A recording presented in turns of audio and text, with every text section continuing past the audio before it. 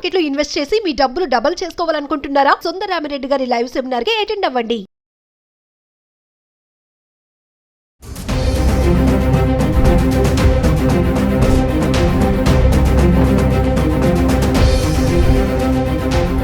Hi hello నమస్తే, welcome back to Suman TV. ప్రస్తుతం మనతో పాటు ఉన్నారు certified business trainer, certified astro business coach Javeria గారు. మా జవేరియా గారితో మాట్లాడదాం.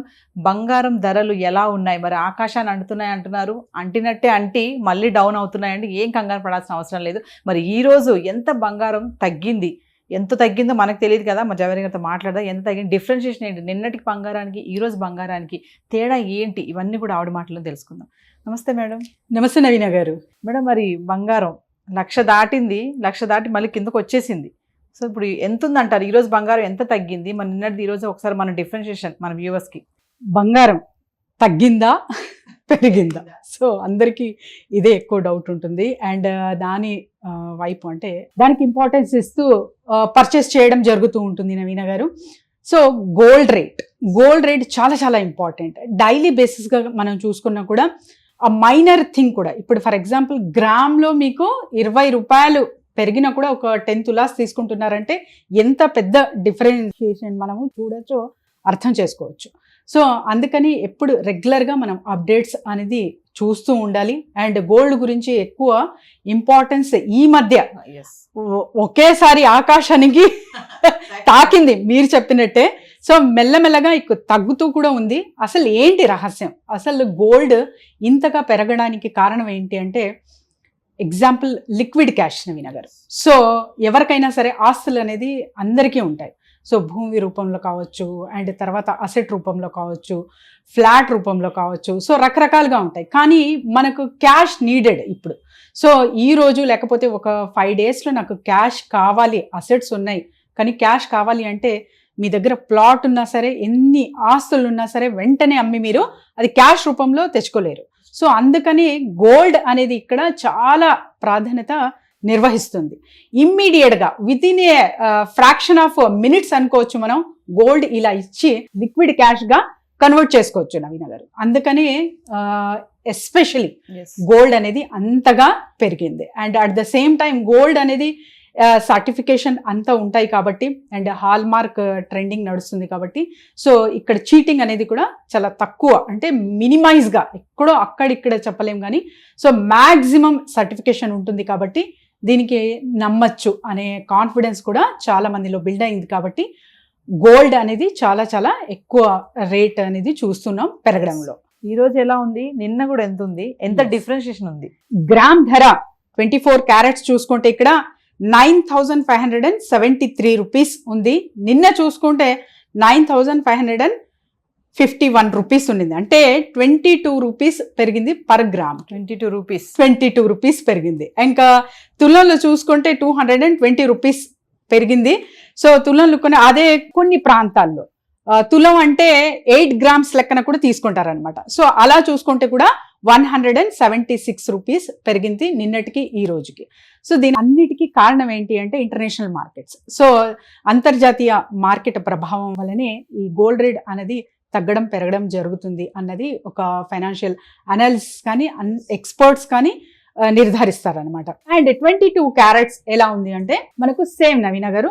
సో ఇందులో కూడా మనం చూసుకుంటే గ్రామ్ వచ్చేసి టుడే 8,775 రూపీస్ అండ్ నిన్న చూసుకుంటే 8,755 రూపీస్. ఇందులో కూడా 20 రూపాయలు ఈరోజు పెరిగిందనమాట. ఇలానే పెరుగుతుందా తగ్గుతుందా అంటే according to our international markets. So అంతర్జాతీయ మార్కెట్ మీద నిర్ధారం అయి ఉంటుంది ఈ రేట్స్ అనేది. అండ్ ఎస్పెషలీ ఎవరికైతే అంటే ఇమ్మీడియట్గా మనం ఏదైనా చిన్న పెట్టుబడి పెట్టచ్చు అంటే 1,00,000 2 లక్షల్లో పెట్టాలి అంటే కూడా గోల్డ్ మనం ఇమ్మీడియట్గా కొనొచ్చు అండ్ అమ్మచ్చు. ఇది కూడా ఒక రీజన్ తగ్గడానికి అమ్మడానికి. అంటే ఇంకొక విషయం, ఇప్పుడు మామూలుగా మహిళలకి బంగారానికి ఒక దగ్గర సంబంధం అంటూ ఉంటారు. రేటు పెరిగినా తగ్గినా, మీరు అన్నారు 20 రూపాయలు డిఫరెన్షియేషన్ అని, అది పెద్ద తేడా ఏం కాదు మనకి, మహిళలు మనమే కదా. బంగారం తగ్గినా పెరిగినా కొనడానికి చాలా ఇష్టపడుతూ ఉంటారు. ప్లస్ ఇండియాలో కూడా గోల్డ్కి ఉన్నటువంటి ఇంపార్టెన్స్ ఎక్కడా లేదు అని అంటూ ఉంటారు. దీన్ని ఎలా చూడొచ్చు అంటారు? ఎస్ నవీన గారు, అబ్సల్యూట్లీ. ఎందుకంటే ఇండియన్స్ వేర్ చేసేంత గోల్డ్ అంటే వరల్డ్లో చూసుకుంటే కూడా అంతగా ఎవ్వరు వేర్ చెయ్యరు. అంటే మనకు ముందు నుంచి కూడా తరతరాలుగా చూసుకుంటే మనం 7 వారాల నగలు వినింటారు మీరు కూడా. సో ఇలా మన చాలా చాలా ఇంపార్టెన్స్ అంటే ప్రాధాన్యత ఆర్నమెంట్స్ కి నిర్వహిస్తాము గోల్డ్ కి. అండ్ ఎస్పెషలీ అమ్మాయి పుట్టింది అంటే అక్కడి నుంచి గోల్డ్ సేవింగ్ అనేది స్టార్ట్ చేస్తాం. ఒక ట్రెడిషనల్ లా అనుకోవచ్చు, మీరు సేవింగ్ మోడ్ లా అనుకోవచ్చు. This is also one of the అంటే చాలా బెస్ట్ ప్లాన్ అన్నమాట.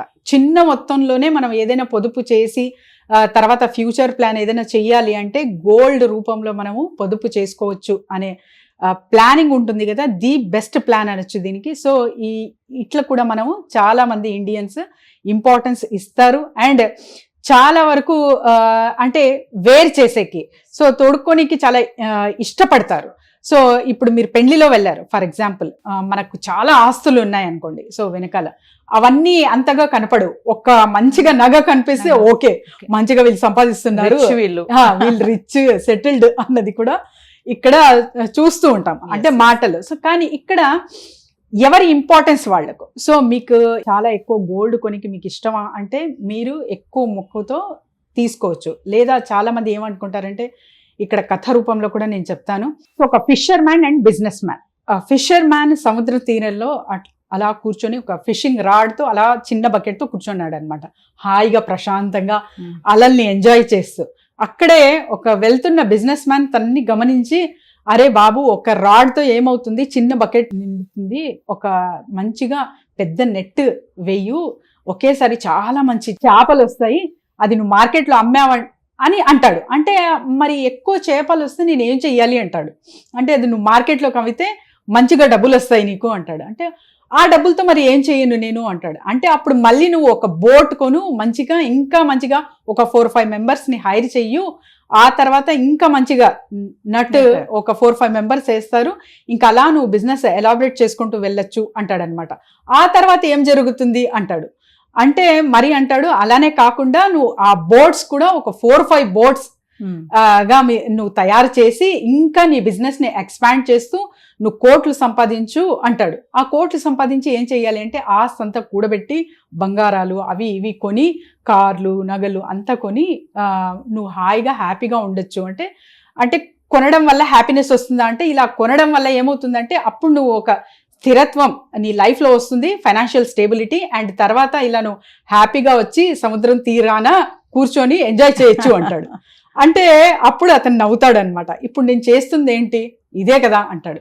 సో ఇలా ఇద్దరు కాన్వర్సేషన్ చూసుకుంటూ వెళ్తే చాలా మంది ఏమంటారంటే గోల్డ్ పెరుగుతుంది అంటే ఇష్టం లేని వారు అసలు అనవసరం కదా మనకు, సో అంతగా ఇష్టం లేదు వేరే వాటిలో పెడదాము అంటారు, వేరే వాటిలో ఇన్వెస్ట్మెంట్ పెడదాము, గోల్డ్ మాత్రమే ఇంపార్టెంటా అని కూడా చాలా మంది మైండ్ సెట్తో ఉంటారు. వాళ్ళు కూడా కరెక్టే, కానీ చాలా మందికి గోల్డ్ ప్రియులు మనలాంటి వాళ్ళు ఉంటారు.